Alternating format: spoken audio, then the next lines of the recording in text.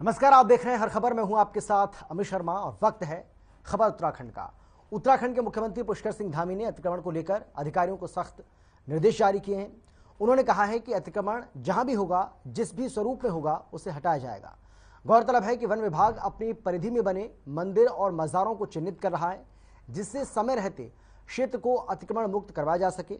लगातार अतिक्रमण पर चल रहे सरकार के चाबुक से अब जंगलों में बनी मज़ारें और मंदिर भी अछूते नहीं रह पाएंगे।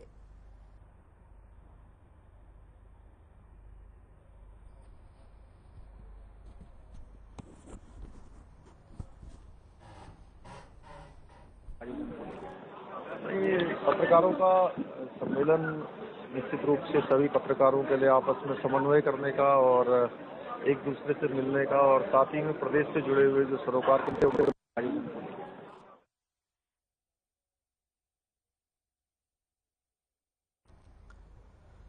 प्रदेश के मुख्यमंत्री पुष्कर सिंह धामी देहरादून पहुंचे, जहां उन्होंने क्लीन सिटी ग्रीन सिटी यही है मेरा ड्रीम सिटी नाम से आयोजित एक कार्यक्रम में शिरकत की। इस दौरान उन्होंने कार्यक्रम में शामिल हुए सभी लोगों को संबोधित किया। जनता को संबोधित करते हुए उन्होंने कहा कि हमारी सरकार का सपना है कि राजधानी देहरादून को ग्रीन और क्लीन सिटी बनाया जाए। साथ ही उन्होंने कहा कि हमारी सामूहिक जिम्मेदारी है कि हम मिलजुल कर अपने आसपास स्वच्छता का ध्यान रखें।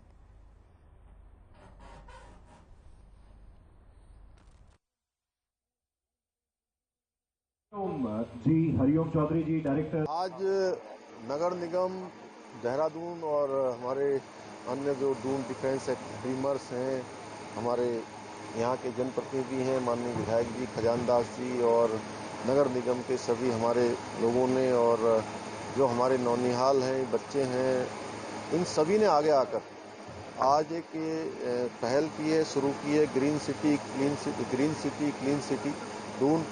और ये इन्होंने पूरा संकल्प आज यहाँ पर ले रहे हैं कि इसकी आज शुरुआत हुई है और पूरे देहरादून शहर को स्वच्छ बनाएंगे, जिससे कि पूरा Dehradun clean city green city के नाम से जाना जाए। हरिओम जी हरिओम।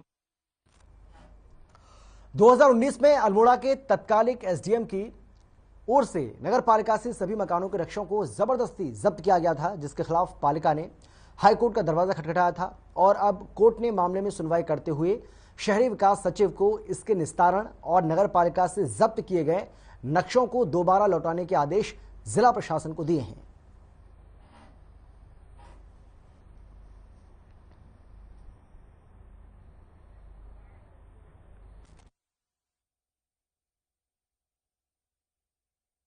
यहाँ पर जो अल्मोड़ा नगर क्षेत्र के भवन मानचित्र हमारे पास रखे हुए थे, यहाँ की जनता के जो भवनों के मानचित्र, उन्हें पिछले जिलाधिकारी के आदेश से जो है 24 दिसंबर 2019 को यहाँ से ज़बरदस्ती अपहरण कर लिया गया।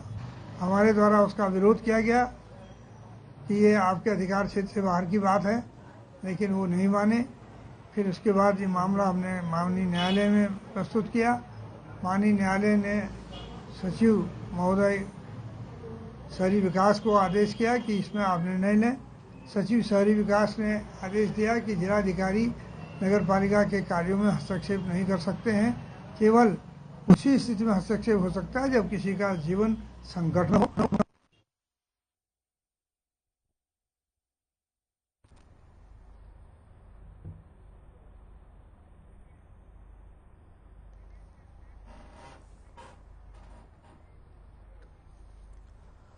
उत्तराखंड के राज्यपाल लेफ्टिनेंट जनरल गुरमीत सिंह सरोवर नगरी नैनीताल पहुंचे, जहां उन्होंने नैनीताल से 15 किलोमीटर कैंची धाम में बाबा नीम करौरी महाराज के दर्शन भी किए और प्रदेश की समृद्धि खुशहाली की कामना की। इस दौरान राज्यपाल ने कहा कि कैंची धाम आकर एक अलग ही आध्यात्मिक शांति की अनुभूति होती है। यहाँ देश और विदेश से अनेकों भक्त दर्शन करने के लिए पहुंचते हैं, जो उत्तराखंड का सौभाग्य है। राज्यपाल ने इस दौरान श्रद्धालुओं से बातचीत भी की है।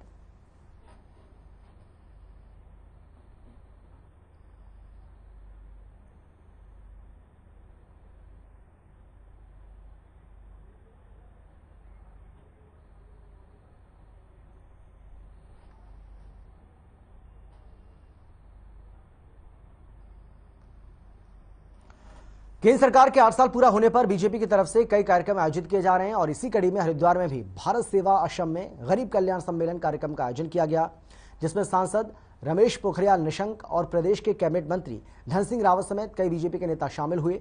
बीजेपी के इस सम्मेलन में हरिद्वार लोकसभा की सभी 14 विधानसभा से सैकड़ों की संख्या में कार्यकर्ता पहुंचे। कार्यक्रम में मोदी सरकार की उपलब्धियों को गिनवाया गया।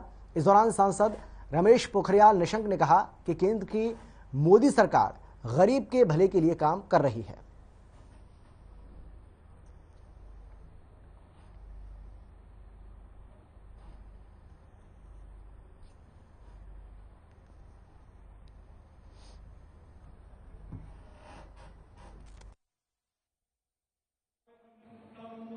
किसानों को कितना लाभ मिल रहा है, आम जनता गरीब जनता को क्या क्या, चाहे उसके शौचालय का हो, उज्ज्वला गैस हो, उसका ऋण हो, चाहे जनधन के खाते हो, और चाहे वो आवास का हो, चाहे शौचालय का हो, चाहे फ्री विद्युत कनेक्शन का हो, चाहे मुद्रा योजना का हो, चाहे वो आयुष्मान भारत का हो, चाहे अटल आयुष्मान योजना का हो, तमाम योजनाएं हैं जिससे इस प्रदेश के गरीब जो अंतिम छोर में बैठे रहने वाला व्यक्ति था उसको भी लाभ मिला।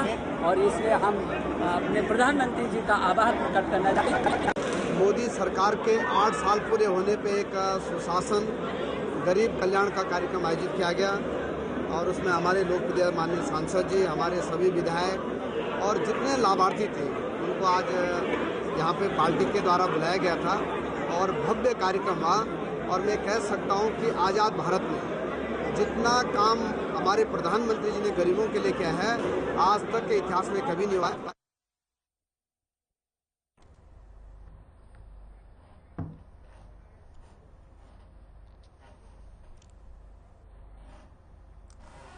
अल्मोड़ा में बीजेपी की जिला कार्यसमिति की बैठक आयोजित की गई, जिसमें संगठन के कई पदाधिकारी और कार्यकर्ताओं ने हिस्सा लिया। इस दौरान बतौर मुख्य अतिथि पहुंची कैबिनेट मंत्री रेखा आर्य ने कहा कि देश में बीजेपी का कुनबा लगातार बढ़ता जा रहा है।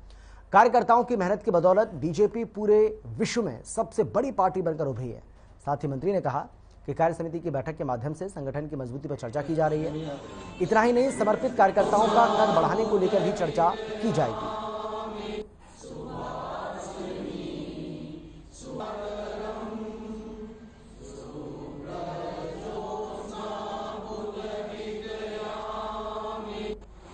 भारतीय जनता पार्टी का संगठन हमेशा से सक्रिय रहा है।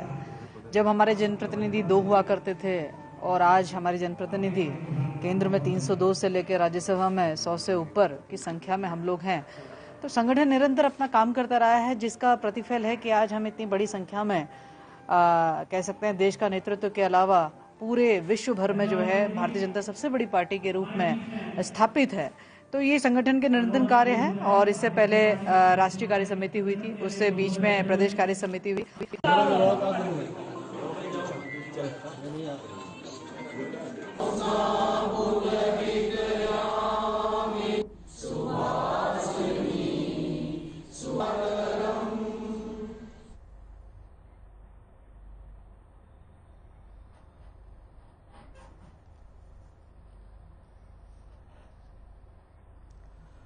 उत्तराखंड के पूर्व मुख्यमंत्री हरीश रावत केंद्र सरकार के फैसलों के विरोध में एक अभियान शुरू करने जा रहे हैं और इस अभियान की शुरुआत पूर्व मुख्यमंत्री हरीश रावत सैन्य धाम से नंगे पांव चलकर करेंगे।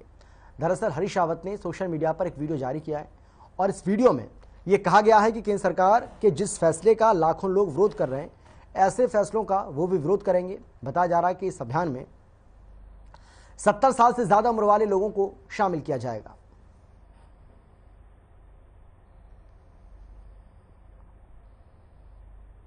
ये तय किया है कि अगले 4-5 दिन में भी राष्ट्रीय स्तर पर केंद्र सरकार कोई निर्णय नहीं लेगी तो मैं हजारों लाखों लोगों की कतार में सम्मिलित होऊंगा जो संघर्षरत होंगे सरकार के इरादे को बदलने के लिए।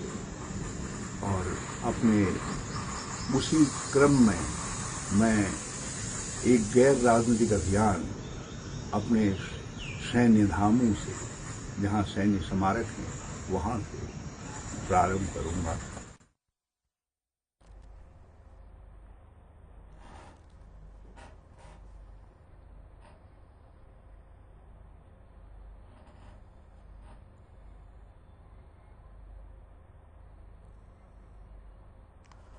खटीमा कोतवाली में धारा 376 और पॉक्सो एक्ट में वांछित चल रहे इनामी अपराधी को उत्तराखंड एसटीएफ ने गिरफ्तार करने में बड़ी सफलता हासिल की है। एसटीएफ ने वांछित अपराधी को नैनीताल जनपद के भीमताल थाना क्षेत्र से गिरफ्तार किया और 10,000 के इनामी अपराधी भारती को एसटीएफ उत्तराखंड की टीम ने भीमताल थाना क्षेत्र से गिरफ्तार कर शनिवार को खटीमा कोतवाली पुलिस को सौंप दिया। गिरफ्तार अपराधी को संबंधित धाराओं में न्यायालय में पेश कर जेल भेजा जाएगा।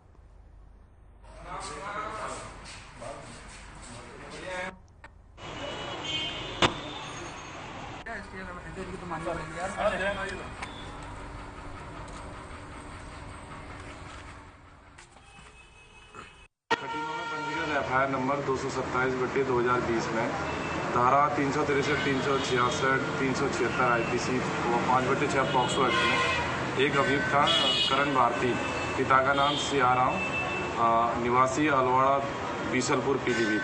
ये वांछित था जिसमें 10,000 रुपये का इनाम था, जिसे आज एसटीएफ द्वारा भीमताल से गिरफ्तार किया गया है।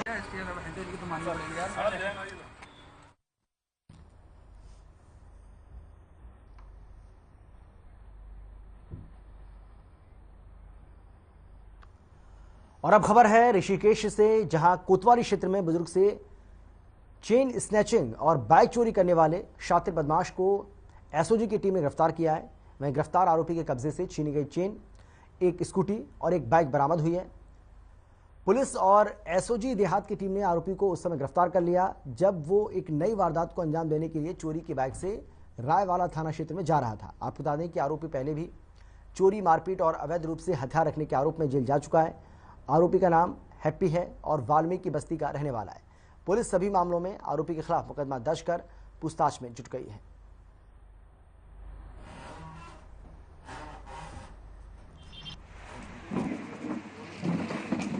बूढ़ी माताजी जा रही थी अपने नाती पोतों के साथ में, रेलवे ट्रैक के पास से उनकी चेन लेके एक अभियुक्त भाग गया था। इसके पीछे पूरी थाना पुलिस और चौकी लगी थी। काफ़ी मेहनत के बाद मुलजिम के बारे में पता चला कि ये फला अभियुक्त है जो पहले भी इस तरीके की कई घटनाएं कर चुका है, जो चोरियों की घटनाओं में भी लिप्त रहा है। इसके पीछे जब पुलिस पार्टियां लगी थी तो कल पुलिस पार्टी को इसकी गिरफ्तार करने में सफलता मिली।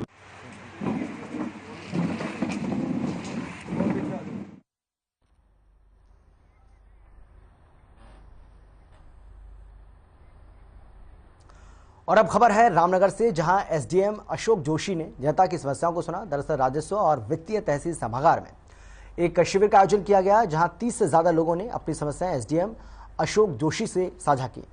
इन समस्याओं में नहरों की मरम्मत, रोडवेज डिपो में यात्रियों को हो रही परेशानियों का भी जिक्र किया गया। समस्या सुनने के बाद एसडीएम ने संबंधित विभाग के अधिकारियों को समस्या का समाधान करने के निर्देश भी दिए। उन्होंने कहा कि समस्याओं को लेकर लापरवाही बरतने वाले अधिकारियों के खिलाफ कार्रवाई की जाएगी।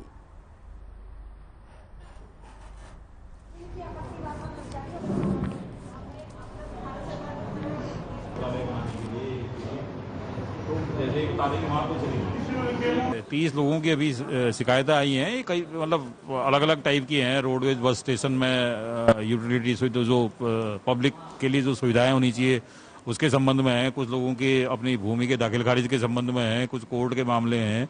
तो ये अलग अलग टाइप की समस्याएं आई हैं। सिंचाई विभाग की कुछ नहरें जो हैं वो क्षतिग्रस्त हैं, उनके पुनर्निर्माण के संबंध में। तो ये संबंधित विभागों को हम कह रहे हैं जिसमें जिस तरीके से समस्या का समाधान हो सकता है उस तरीके की कार्रवाई करने के लिए निर्देशित किया गया।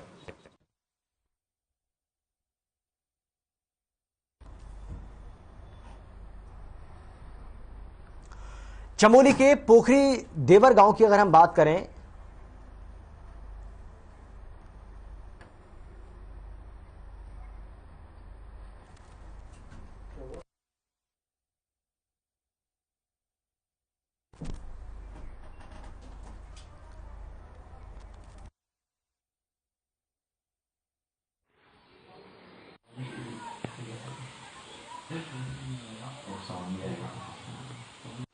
अच्छा वीडियो में सेट कर रखा था आपने?